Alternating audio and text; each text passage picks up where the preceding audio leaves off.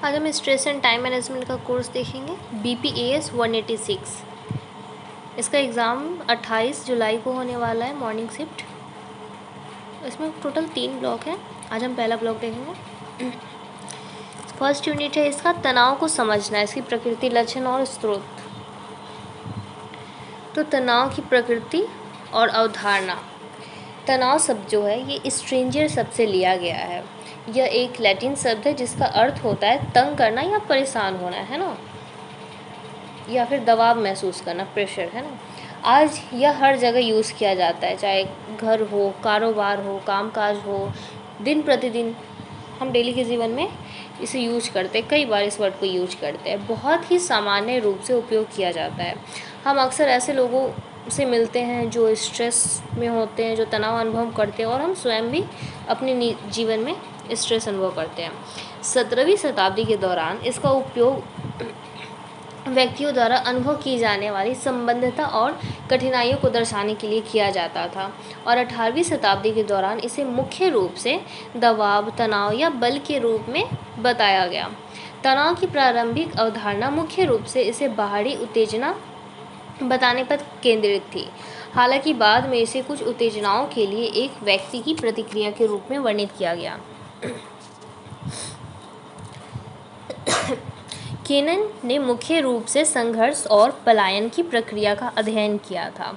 अच्छा, पलायन की प्रक्रिया, इसका मतलब होता है ना, जैसे आपको दो सिचुएशन है आपके सामने, आप किसी जंगल से जा रहे हो, आपके सामने शेर आ गया, या हाँ, आपके सामने शेर आ गया, तो आप अगर अकेले हो, आप अगर ग्रुप में हो, आपके पास गन है, लाइसेंस सब है, तो आप क्या करोगे, उसे बचने के लिए उसे शूट कर दोगे, है ना, उसे मार दोगे, उस पर हमला करोगे, है ना। तो ये एक ऑप्शन हो गया आपके पास। और दूसरा आता है पलायन प्रक्रिया, यानी कि हम वहाँ से भाग जाएंगे। अगर हम अकेले हैं, खतरा महसूस हो रहा है, तो हम उस जगह से भाग जाते हैं या फिर लड़ते हैं।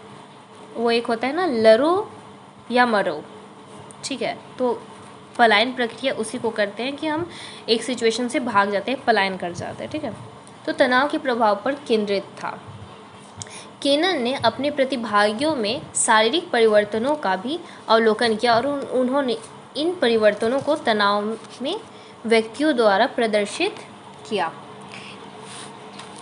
अच्छा, सेफर थे। सेफर तनाव को मन और शरीर से की गई मांगों की प्रतिक्रिया में मन और शरीर की उत्तेजना के रूप में परिभाषित किया। जैसे जो स्ट्रेस है वो मानसिक और शारीरिक दोनों चीज़ों के लिए यूज की जाती है। जैसे कि हमारा मन और शरीर अगर किसी चीज़ की डिमांड करता है, मुझे कुछ चाहिए, ठीक है, और अगर हमें वो नहीं मिलेगा तो हमें स्ट्रेस हो जाएगा, है ना, हम स्ट्रेस अनुभव करेंगे। जैसे कि आपका भी एग्ज़ाम पास आ रहा है, आपको, या फिर कोई और भी एग्ज़ाम है आपको रिज़ल्ट नहीं मिल पा रहा है, आपका जो असाइनमेंट कंप्लीट नहीं हो पाया टाइम पर, है ना, या फिर आपका ये एग्ज़ाम इंटरव्यू आता है ना, ये क्या बोलते हैं यार उसे, एडमिट कार्ड, हॉल टिकट, अगर ये आपको टाइम पे नहीं मिल रहा और आपका एग्ज़ाम पता है आपको कि 22 जुलाई से हो रहा है, लेकिन हॉल टिकट आपका 21 तक नहीं आता, तो हमें एंजाइटी, स्ट्रेस अनुभव होता है ना। ठीक उसी तरह तो हमारे शरीर की और मन की कोई भी डिमांड जब समय पे पूरी नहीं होती है तो हम स्ट्रेस अनुभव करते हैं। अच्छा, अब इसका इम्पॉर्टेंट एक और पॉइंट है तनाव के प्रकार। तो स्ट्रेस के मैक्सिमम 5 प्रकार होते हैं। इसमें 3 दिया हुआ है, पर हम 5 को चर्चा करेंगे। पहला होता है यूट्रेस। यूट्रेस बहुत अच्छे तनाव होते हैं। तनाव भी 2 प्रकार के होते हैं, एक नकारात्मक, एक सकारात्मक।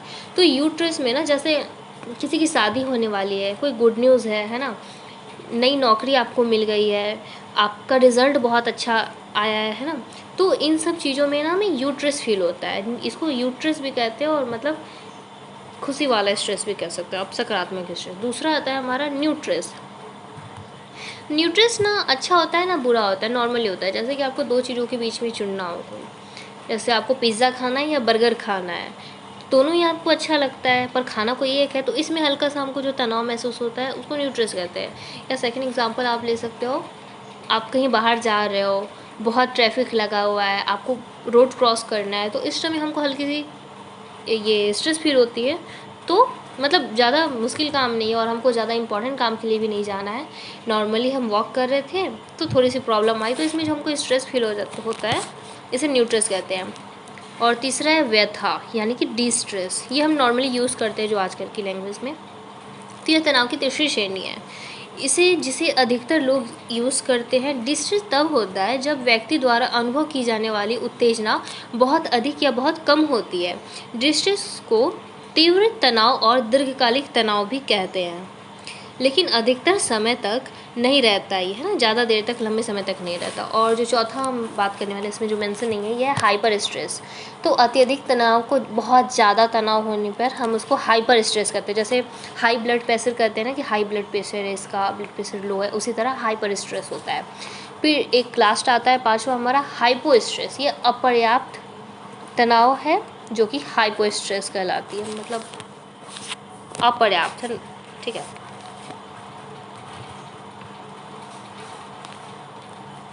अब हम तनाव के लक्षण देख लेंगे। तो इसके 4 तरह के लक्षण होते हैं: शारीरिक, मनोवैज्ञानिक, भावात्मक और व्यवहारिक। शारीरिक लक्षण में इसका आता है दिल की धड़कन तेज हो जाना, सांसों की जो गति होती है नॉर्मल से हाई हो जाती है, हाथ पैर कांपना, ठंडा पसीना आना, पेट में ऐंठन यानी पेट ममोड़ना टाइप होता है ना, पेट का खराब रहना, इंसान आधा समय वॉशरूम में ही यूज करता है जब उसे स्ट्रेस का लेवल थोड़ा बढ़ जाता है। तो मुंह सूखना, ठीक है, गला सूखना, मुंह सूखना, चेहरे का लाल हो जाना, सुन्न पड़ जाना, कभी कभी हाथ पैर सुन्न पड़ जाते हैं ना, मतलब झंझनाहट से काम नहीं करता है। जैसे सेंसोडाइन के ऐड में बताता है दांतों में झंझनाहट, वो थोड़ा सा पॉज कर देता है उसका वीडियो, उसी तरह से हाथ पैर में सुन्न हो जाती है, झंझनाहट होने लगती है। सर दर्द होना, माइग्रेन, दांत पीसना, दांत किटकिटाना, ज़्यादा पसीना आना, खट्टी डकार आना, ये सब शारीरिक लक्षण है। अभी एक एग्जांपल देकर के आपको क्लियर करेंगे।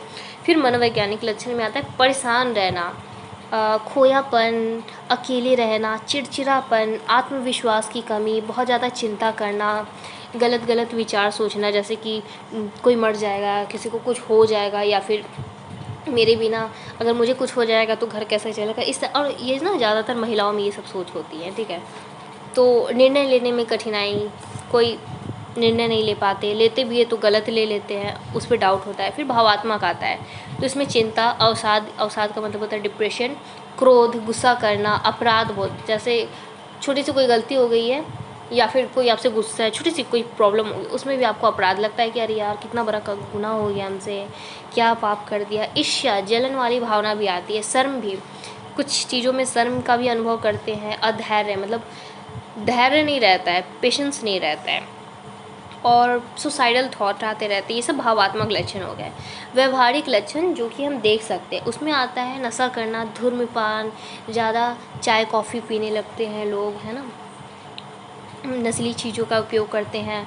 और जो हमारा जो प्रदर्शन में कमी, इसका मतलब कि हम जो पहले जो काम कर पाते थे उसमें अब रुचि नहीं रहती है, हम उसको एक्साइटमेंट के साथ नहीं करते, और मतलब काम हमारा ख़राब चलता है, ठीक है। बेचैनी रहना, हमेशा बेचैन रहना, नाखून चबाना, ठीक है, गाली गलौज करना, मतलब पहले इंसान बहुत अच्छा था, स्ट्रेस में आने के बाद कुछ महीने बाद उसको देखा गया तो बहुत ज़्यादा गाली गलौज करता है, भाषा की अशुद्धि हो गई है, बार बार चेकिंग करना, किसी चीज़ को बार बार चेक करता है, हाँ ताला घर में लॉक है कि नहीं है, लॉक है कि नहीं है, सही से बनवा कि नहीं। अब इन सब का एक सही से एग्जाम्पल बैठेगा, जैसे हम किसी इंटरव्यू में जा रहे हैं तो आप देखोगे कि 2-3 जन इंटरव्यू के लिए बैठे, उसमें से एक को आप देखोगे नाखून चबा रहा है, पैर को, बैठा है चेयर पे, पैर को ज़ोर ज़ोर से हिला रहा है, हाथ पैर उसका काँपने जैसा, पसीना पसीना हो रहा है, बार बार अपने पसीने को पोंछ रहा है, हाथ पैर काँप रहा है, चेहरा लाल हो गया है, बार बार पानी पी रहा है, उसके गला सूख रहा है। फिर थोड़ी देर में वॉशरूम जा रहा है, आ रहा है, टहल रहा है, फिर बैठ जा रहा है, फिर थोड़ी देर बाद फिर से वॉशरूम जा रहा है, मतलब एकदम डर, घबराहट, बेचैनी। तो ये सब स्ट्रेस के लक्षण हैं, ठीक है। बार बार वॉशरूम जाना, पेट खराब होना, अजीब अजीब, है ना, थॉट आना। और कुछ लोग गुस्से में, अब मान लो उसके बॉस का एग्जांपल ले लेते हैं, सेकंड एग्जांपल, बॉस जो है गुस्से में, स्ट्रेस उनका भी हाई है कि भाई इतने सारे लोग आ रहे हैं, कोई भी अच्छा नहीं है, हम सिलेक्ट किसको करें एम्प्लॉय के लिए, ठीक है। तो वो क्या करेंगे, सिगरेट विगरेट पी रहे हैं, नशा कर रहे हैं, ठीक है, गुस्से में गाली गलौज कर रहे हैं, ठीक है। तो ये सब चीज़ें जो होती है स्ट्रेस के लक्षण होते हैं। फिर हम इस तनाव के स्रोत को देख लेते हैं। अच्छा, तनाव का अगला स्रोत उद्देश्यों का संघर्ष है। किसी व्यक्ति को जब विकल्पों के बीच निर्णय लेना पड़ता है, जैसे कोई दो विकल्प, जैसे पिज्ज़ा और बर्गर का ऑप्शन दिया था ना, तो उस टाइम भी हमें स्ट्रेस महसूस होता है ना। इसमें कुछ स्रोत इस प्रकार है: अभिगम का संघर्ष, परिहार का संघर्ष, 4 तरह के हैं। अभिगम परिहार का संघर्ष और अभिगम परिहार का दोहरा संघर्ष। इसको देख लेते हैं। अभिगम का संघर्ष: इस प्रकार के संघर्ष में व्यक्ति को दो समान रूप से सकारात्मक लक्ष्यों के बीच चयन करना पड़ता है। उदाहरण के लिए व्यक्ति को नौकरी के एक समान अवसरों में से एक का चयन करना है। जो 2 जॉब मिली आपको, दोनों ही बहुत अच्छी है, मगर किसी एक को आपको चूज़ करना है, ठीक है। या फिर एक ऑप्शन ले सकते हो आप कि आपको विदेश में नौकरी मिली, पैसा भी अच्छा खासा है, रूम होटल सब कुछ आपको दे रहा है, लेकिन एक प्रॉब्लम है कि आपको अपनी फैमिली से दूर रहना पड़ेगा। तो यहाँ दोनों सकारात्मक ही है, लेकिन चुनना आपको किसी एक को है। तो यहाँ भी हमें स्ट्रेस महसूस होता है। फिर परिहार का संघर्ष।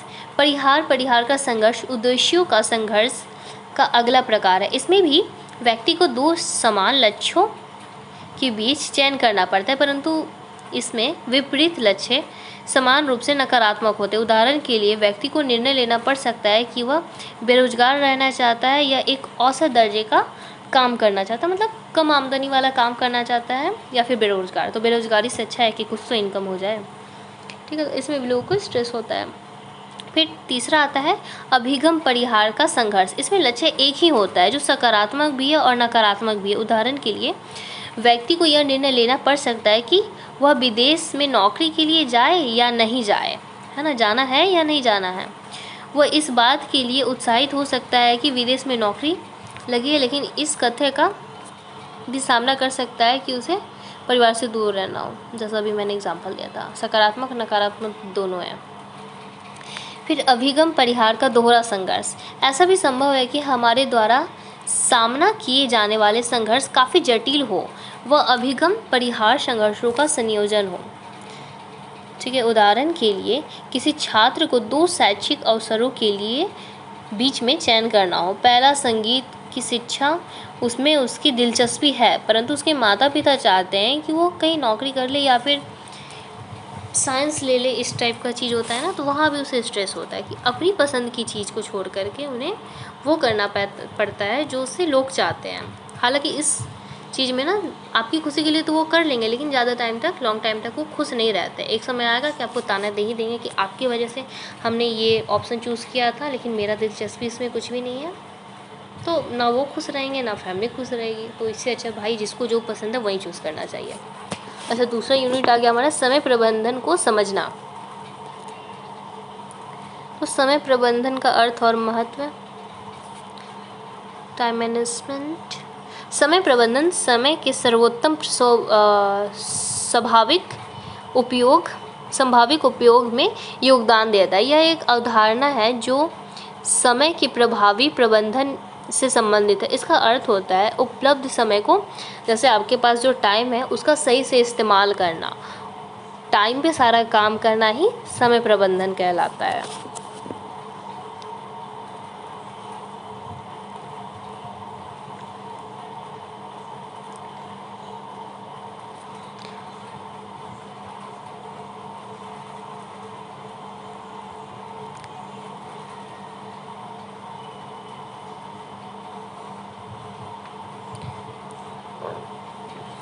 अच्छा, समय प्रबंधन में ये ध्यान देना चाहिए कि कोई जो आप टास्क कर रहे हो, कोई काम कर रहे हो, तो वो समय पे पूरा हो रहा है या नहीं, क्योंकि अगर वो समय पे पूरा नहीं होगा तो उस टाइम भी हमें स्ट्रेस होता है ना। एक व्यक्ति जो निर्धारित समय के अनुसार कार्यों और कर्तव्यों का आयोजन करता है वह अधिक अनुशासित, संगठित और कुशल बन सकता है, सक्सेस मिलती है उसे, ठीक है।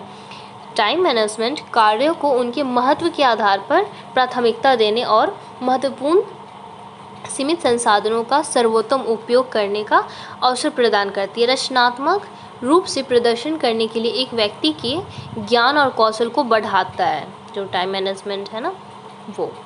यह उन व्यक्तियों को खुशी और सफलता को बढ़ने में योग्यता देता है जो समय पर अपने सारे काम को सही से कर लेते हैं, क्योंकि वो टाइम पे काम कर लेंगे तो उनके पास एक्स्ट्रा टाइम बचेगा, तो उसमें वो अपने लिए भी टाइम निकाल सकते हैं, या कुछ अलग से कुछ जो वो काम करना चाहते हैं, अपना मनपसंदीदा काम, अपनी हॉबीज़ को कर सकते हैं। ठीक है।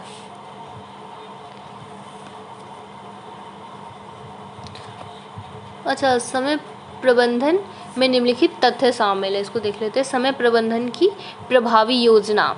एक व्यक्ति के लिए अपने दिन की पहले से योजना बनाना चाहिए। जैसे मुझे कल क्या करना है, ये मुझे आज रात में बना लेना चाहिए, डायरी या किसी भी नोटबुक में मुझे लिख लेना चाहिए। जैसे मुझे कल कुछ इम्पोर्टेंट काम करना है, मुझे लाइब्रेरी का काम है, मुझे बैंक का काम है, मुझे बिजली बिल जमा करना है, गैस का नंबर लगाना है ना, सिलेंडर का, और मुझे मेरे किसी फ्रेंड का बर्थडे है तो उससे मिलना है, उसको कॉल करना है, उसके लिए गिफ्ट भी लेना है। ठीक है, और भी कुछ काम ले लेते हैं। तो इसमें से मेरे लिए जो इम्पोर्टेंट है हम उसको अलग कर लेंगे। कार्य को उनके महत्व के आधार पर प्राथमिकता देना। जैसे मेरा बैंक जाना ज़रूरी है, बिजली बिल भी भरना ज़रूरी है, गैस का नंबर लगाना भी ज़रूरी है, और फ्रेंड को विश करना भी ज़रूरी है, क्योंकि अपने काम के साथ रिलेशन को बनाए रखना भी एक ज़रूरी काम है। तो ये मेरा पहला काम हो गया। फिर और तो मैं सबसे पहले क्या करूँगी, मैं, क्योंकि बैंक तो मैं किसी और को भेज नहीं सकती हूँ, तो बैंक मुझे जाना होगा, क्योंकि सिग्नेचर वगैरह लगते हैं और ट्रस्ट भी हर किसी पे नहीं हो पाता, तो बैंक का काम मैं खुद करूँगी। बिजली का बिल है और गैस का नंबर लगाना है, तो ये हम ऑनलाइन भी कर सकते हैं, या ऑफलाइन तो हम ये किसी और से भी करवा सकते हैं। मान लेते हैं आपके घर की कोई सदस्य है या कोई पड़ोसी भी सेम जगह जा रहे हैं सेम काम के लिए, तो हम उनको ये काम सौंप सकते हैं, मतलब किसी थर्ड पार्टी को, सेकंड पार्टी को हम ये काम दे सकते हैं कि वो कर देंगे। तो आपका टाइम भी बच जाएगा, आपका काम भी हो जाएगा समय पे। और फ्रेंड के लिए गिफ्ट लाना है तो उसको पहले तो हम विश कर लेंगे, मॉर्निंग में ही उसको विश करने का काम कर लेंगे, और मार्केटिंग का काम के साथ साथ हम उसके लिए गिफ्ट भी ले लेंगे, या फिर शाम को जब हम उसे मिलने जाएंगे उस वक्त भी हम गिफ्ट ले सकते हैं डायरेक्ट, है ना। या फिर जो फ्रेंड आपका है, मतलब सेम चीज़, आपका कुछ ग्रुप है, एक साथ ही काम करना है, या आसपास किसी और को हम ये काम सौंप सकते हैं। तो इस तरह से करने से हमारा टाइम बच सकता है। फिर तीसरा आता है टीम के सदस्यों के बीच जिम्मेदारियों का प्रतियोजन। जैसे कौन सा टीम क्या काम करे, जैसे कोई प्रोजेक्ट बनाना है आपको, तो उसमें कंटेंट का काम हम किसी दो लड़कों को दे दिए, फिर उसमें जो भी लिखना है उसको कुछ और को दे दिए, पिक्चर का काम किसी और को दे दिए, ठीक है, कॉपी पेस्ट का काम किसी और को दे दिए, ऐसे ऐसे करके छोटे छोटे टुकड़ों में बांट करके इंट्रोडक्शन का काम किसी और को दे दिए, कंक्लूजन किसी और को दे दिए, उसका बॉडी किसी और को बोल दिए तैयार करने। तो ऐसे हमारा काम जल्दी भी हो जाएगा और अच्छे से हो जाएगा, क्योंकि सबके पास थोड़ा थोड़ा काम है, तो वो अपने काम में अपना 100% देंगे। इस तरह से होता है। फिर आता है सफलता प्राप्त करने के लिए लक्ष्य निर्धारित करना। जैसे मेरा एग्ज़ाम है तो हम पहले टारगेट रखेंगे छोटे छोटे कुछ चैप्टर्स को कंप्लीट करने का, कैसे करना है, ठीक है, फिर उस पर वर्क करेंगे कि पहले ये, फिर ये, फिर ये।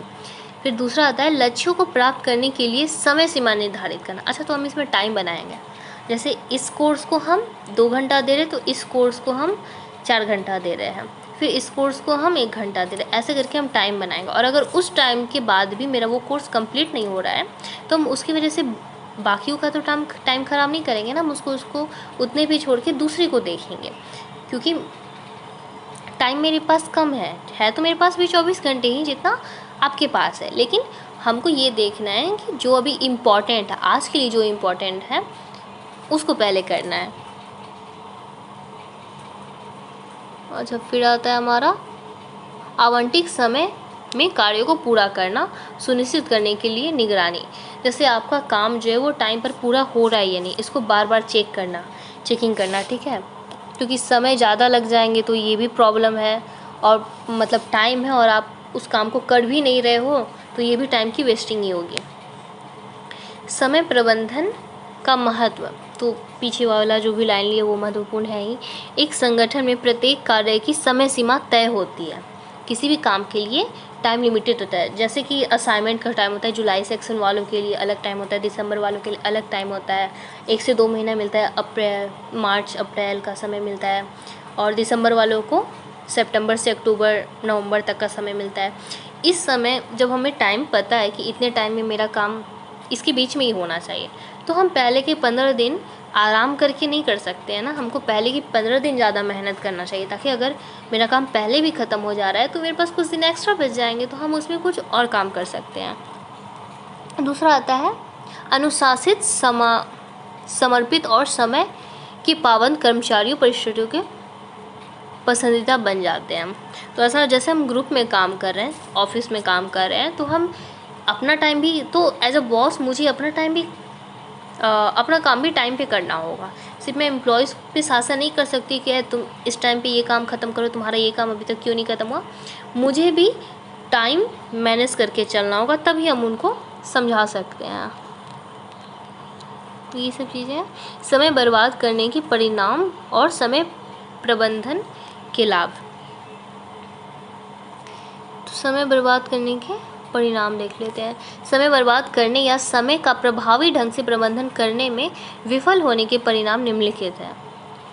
एक व्यक्ति समय सीमा चूक जाता है, मतलब टाइम पर काम नहीं कर पाता है, जिससे उत्पादक और प्रतिष्ठा को प्रभावित होता है ना। उसका इमेज भी जो है ख़राब हो जाता है लोगों की, यार या तो कमिट करता है, ये कुछ काम टाइम पे करता नहीं है, ये जब अपना काम टाइम पे नहीं कर रहा है तो हमारा क्या करेगा, ठीक है। तो ये वाली बातें आ जाती है। अपर्याप्त पेशेवर प्रतिष्ठा, स्वास्थ्य और आजीविका को प्रभावित करना। जैसे मेरा काम टाइम पे नहीं होगा तो हमें स्ट्रेस होगा, हमारे हेल्थ पे भी असर होगा, हम जागने लगेंगे, नींद की प्रॉब्लम आएगी, है ना, तो हमारे स्वास्थ्य पे भी असर करेगा। यह उच्च स्तर के तनाव का कारण बनता है, जो स्वास्थ्य, नौकरी के प्रदर्शन और रिश्तों पर प्रभावित होता है। जैसे कि हम टाइम पे काम नहीं करेंगे तो हर क्षेत्र में हम विफल ही होंगे या हमारा काम डिले होते रहेगा, है ना। हेल्थ पे भी असर करता है। नौकरी जहाँ हम कर रहे हैं तो वहाँ पे तो टाइम पे आना जाना, सारा काम टाइम पे होता है, हम वो नहीं करेंगे, रिश्ते भी हमारे ख़राब हो जाएंगे। जैसे अभी हमने फ्रेंड का बर्थडे का बोला, अगर हम उसको विश नहीं करते, एटलीस्ट हम उसको गिफ्ट नहीं दे रहे हैं, हम उससे मिलने जा रहे हैं, उसको विश तो करेंगे। अगर विश भी नहीं करेंगे तो हमारा वो रिलेशन भी जो है क्या होगा, ख़त्म होगा, उसमें प्रॉब्लम आने लगेगी, ठीक है। काम के परिणाम की गुणवत्ता में खराबी। ऐसे हम पहले काम कर पाते थे, पहले जो हम इमेज बना रखे थे लोगों के सामने अपने टाइम पे काम करके, अब हम वो नहीं कर रहे हैं, तो उनके सामने हमारा जो इमेज है वो ख़राब होने, हमारी छवि ख़राब होने लगेगी, ठीक है। परिवार के साथ कम गुणवत्ता वाला समय बिताने से रिश्तों और बच्चों के सर्वांगीण विकास पर असर पड़ता है। जैसे हम फैमिली के साथ, फैमिली टाइम में होता है हमारे लाइफ में, हम उसको उतना इम्पोर्टेंट नहीं देते हैं, तो इससे क्या होता है, हमारे रिश्ते ख़राब होने लगते हैं, फैमिली वाले हमको वैल्यू नहीं देते, या फिर बोलते हैं कि यार इसको तो कोई परवाह ही नहीं है घर की, है ना, सुनने को मिल जाता है। और वहीं आप देखोगे आपके कोई भाई बहन फैमिली के साथ टाइम स्पेंड कर रहे हैं तो उनका जो है ना कहीं घर में मान सम्मान थोड़ा ज़्यादा मिलता है। तो फैमिली टाइम भी बहुत ज़रूरी है। समय प्रबंधन के निम्नलिखित लाभ है। तो समय की पाबंदी और अनुशासन की आदत विकसित करना, इससे हम सारे काम टाइम पे कर लेंगे, ठीक है, हमें थकान भी कम होगी, हमारा टाइम भी बचेगा। और आत्मविश्वास पैदा करता है। जब हम अपना काम टाइम पर कर लेते हैं तो हमें कॉन्फिडेंस फील होता है कि चलो ठीक है, ये इसका ये टाइम था, लास्ट टाइम ये था, लेकिन इससे मेरे 2 दिन पहले ही मैंने ये काम कंप्लीट कर लिया है, तो अब तो मैं रिलैक्स, मुझे कोई टेंशन नहीं है, कॉन्फिडेंस रहता है इंसान के अंदर। महत्वपूर्ण कार्यों को प्राथमिकता देने के लिए प्रोत्साहित करना। जैसे मुझे बैंक वाला भी ऑप्शन दिया, तो बैंक का काम पहले था मेरा, तो मैंने सबसे मेन काम अपना बैंक वाला कर लिया, बिजली बिल मेरा जमा हो गया, गैस का बिल जमा हो गया, मैंने फ्रेंड को भी विश कर दिया, तो मेरा इंपॉर्टेंट काम सारा कंप्लीट हो गया, ठीक है। तो अब मुझे नेक्स्ट जो मैं प्लान बनाऊंगी अपने काम के लिए, उसके लिए मुझे मोटिवेट करेगा, यानी कि प्रोत्साहित करेगा। फिर आता है संगठनात्मक कौशल विकसित करना। समय प्रबंधन के कारण एक व्यक्ति या कर्मचारी अधिक संगठित हो जाता है। उदाहरण के लिए यह अक्सर उपयोग की जाने वाली वस्तुओं जैसे महत्वपूर्ण दस्तावेज, फोल्डर, स्टेशनरी आदि को उचित स्थान पर रखना। जैसे मेरे पास टाइम ज़्यादा रहता है तो हम कोई भी चीज़ है तो अच्छे से उसको डेकोरेट करके सजा करके रखेंगे। समय प्रबंधन की तकनीक, अच्छा ये मेथड से कुछ प्रभावी समय प्रबंधन निम्नलिखित तरीकों पर आधारित है। स्मार्ट लक्ष्य निर्धारित करना, ठीक है, कि आपका पहले टारगेट होना चाहिए, क्या करना है। समय और संसाधनों के सर्वोत्तम उपयोग की योजना, जैसे आपको कुछ काम करना है, जैसे आपको कुछ लिखना है, आपको असाइनमेंट ही करना है, तो हम पहले पेजेस लेंगे, क्वेश्चन लेंगे, ठीक है, PDF जो भी है हमको जिस चीज़ से लिखना है, बुक लेंगे सामने, पेन पेंसिल लेंगे, पहले उसको सजा लेंगे, है ना, फिर लिखने का काम स्टार्ट करते हैं। अपने और टीम के सदस्यों के लिए यथार्थवादी और प्राप्त करने योग्य लक्ष्य निर्धारित करना। अब कई बार ऐसा होता है कि हम टारगेट भी लंबा रख लेते हैं कि 1 घंटे में मेरा एक असाइनमेंट हो जाएगा, 1 घंटे में एक प्रोजेक्ट हो जाएगा, तो पॉसिबल नहीं है ना, क्योंकि उसमें टाइम लगता है, उसमें मार्जिन भी करना है हमको, हाईलाइट भी करना है ना, अंडरलाइन भी करना है, सजा करके लिखना है, तो उसमें टाइम लगता है। तो ऐसा टारगेट रखने पे कि मतलब हाँ हम इतनी जल्दी ये काम कर लेंगे, जो कि पॉसिबल नहीं है, उससे भी हमारा क्या होता है, हम डीमोटिवेटेड हो जाते हैं, ठीक है, मोटिवेशन लेवल गिर जाता है, फिर वो काम अच्छे से हो नहीं पाता है और जल्दी भी नहीं हो पाता है, ठीक है। अत्यावश्यक और महत्वपूर्ण कार्य के बीच स्पष्ट अंतर के आधार पर कार्यसूची में कार्य को प्राथमिकता देना। जैसे कौन सा काम इम्पोर्टेंट, जैसे अभी बैंक का लिया तो बैंक वाला इम्पोर्टेंट था, बिजली बिल ठीक है 1-2 दिन लेट भी करते तो चला जाता, गैस का नंबर भी लगाना इम्पोर्टेंट था क्योंकि गैस नहीं आएगा तो खाना नहीं बनेगा, है ना। तो जो काम बहुत ज़्यादा ज़रूरी इम्पोर्टेंट है, तुरंत करना है, उस चीज़ को कैटेगरी ए में रखना, और जो मतलब थोड़ा सा डिले करने पे चल जाएगा तो उसको कैटेगरी बी में रखना। और सी नंबर, जैसे फ्रेंड के लिए गिफ्ट लेना है या उसको मिल करके विश करना है, ठीक है, या पार्टी करना है, तो इसको 3rd नंबर पे रख सकते हैं। मार्केटिंग सब्जी उब्जी लाना या कुछ चीज़ लाना है तो उसको हम 3rd नंबर पे रख सकते हैं। लेकिन फर्स्ट पे हमारा फर्स्ट प्रायोरिटी क्या रहेगा, बैंक का काम, सेकंड पे आ जाएगा बिजली बिल, गैस, ये सब आ जाएगा, ठीक है। तो इसी तरह से उसको सजा करके रखना, कौन सा काम कब ज़रूरी है। समय की गणना को बढ़ावा देना, ऐसे हम कोई काम कर रहे हैं उसको समय से थोड़ा सा पहले कर लेंगे तो मेरे पास और ज़्यादा समय आएगा, तो हम समय से पहले कर रहे हैं तो मेरे पास और 10 मिनट बच गया, ठीक है। हम 90 मिनट में काम ख़त्म कर रहे हैं तो मेरा 10 मिनट और बच गया, तो हम उसमें कुछ और एक्टिविटी कर सकते हैं या उस चीज़ को हम चेक भी कर सकते हैं कि हाँ मैंने जो किया वो सही किया या नहीं किया, इस टाइप की चीज़ें।